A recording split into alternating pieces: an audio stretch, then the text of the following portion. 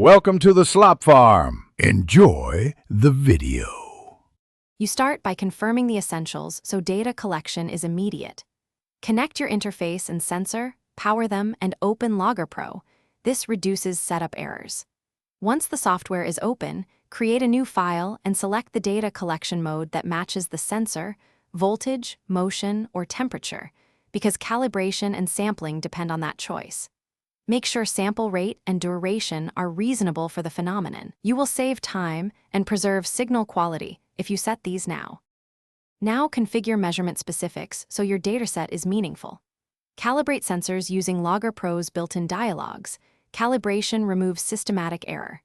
Next, set sample rate and units and adjust graph axes so the signal fills the view, and enable auto scale if you want dynamic range.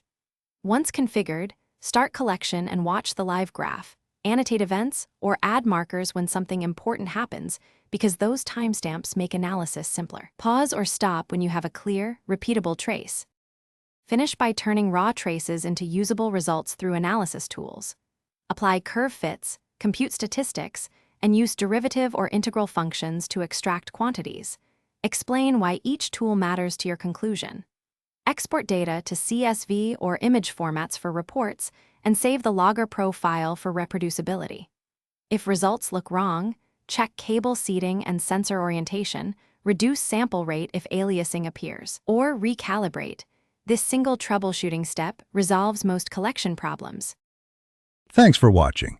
Consider subscribing if we helped you today.